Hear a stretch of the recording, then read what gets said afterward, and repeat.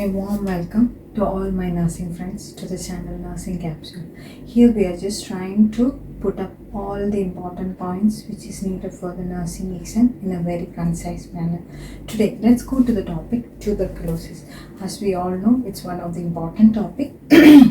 The definition is it's highly contagious, it spreads like anything. It's a bacterial infection caused by Mycobacterium tuberculosis.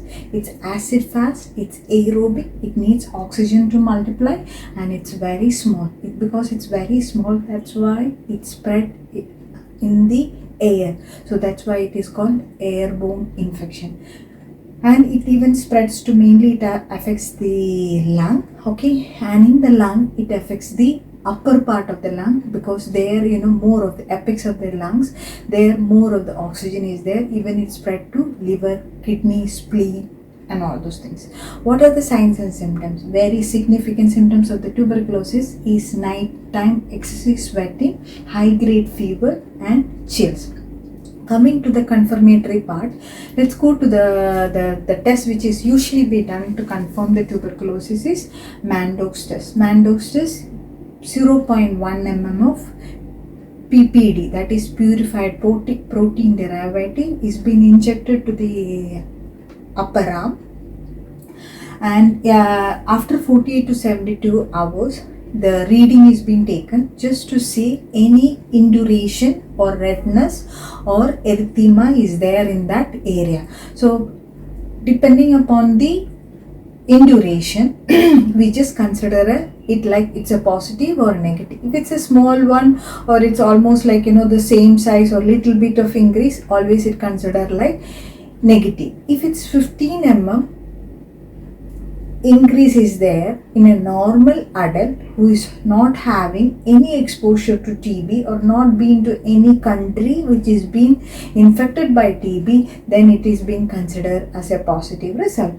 But if it's more than 10 mm in immigrants and drug users, so for them, because their immunity is less, so only 10 mm will be increased, so for them it is being considered as positive. And 5 mm, more than 5 mm is considered positive in immunocompromised patient, that is the patient who is having HIV and all, because they don't have much of the antibodies to produce the reaction to have more of the indurations. Very important point what you have to keep in mind is BCG. When a person have taken BCG vaccine, even it can lead to false Mantoux test. Okay, that means the patient is not having TB infection, but this Mantoux test turned to be positive. The study says that after BCG vaccine, usually within 5 years of time, within 5 years, it can turn out to be positive. But if it's a long time, usually we all know that we all have taken the BCG usually in the childhood. So in that case, after 10-15 cases, it's a rare chance that because of BCG vaccine, Mantoux test turned to be positive. But again, it cannot be excluded. We need to consider that point. So most of the times when Mantoux test turn to be positive, the doctors advise for the next step, that is blood test. Blood test is IgRD test and quantiferon test. These are the two types of tests usually they are doing to identify the tuberculosis. Then comes the sputum test. Sputum test is the final last confirmatory test, that is we need to find out acid fast bacilli in the sputum. So 3 consecutive sputum culture need to be turned out negative to say that the patient is not infectious.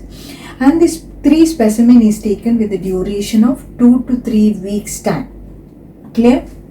So this is all about the confirmatory part of the tuberculosis. Then coming to the drugs, we all know that, yes, then one point I just forgot to tell you.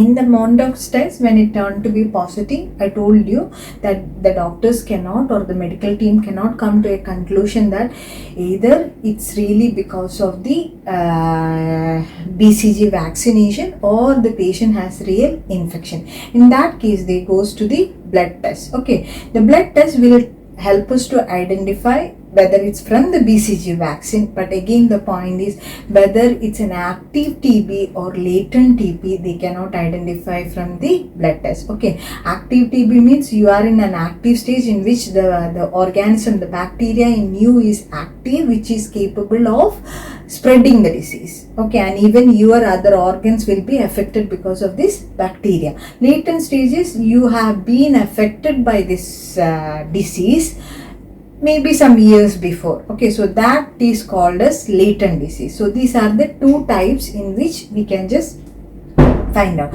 So the blood test is not able to identify whether it is an active stage of disease or latent stage of disease. So in that cases, they go to the sputum culture and chest x-ray, which helps to tell them whether the patient is in active stage or in latent stage of disease.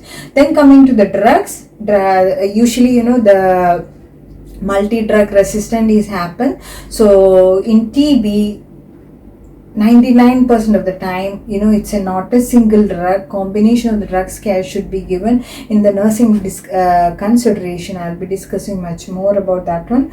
Minimum 6 to 12 months of treatment is needed. Okay, so some of the drugs which is being used is isoniazid, is also called as INH, rifampicillin, ethambutol, pyrazinamide and streptomycin. See, these are some of the main drugs which is being used for tuberculosis.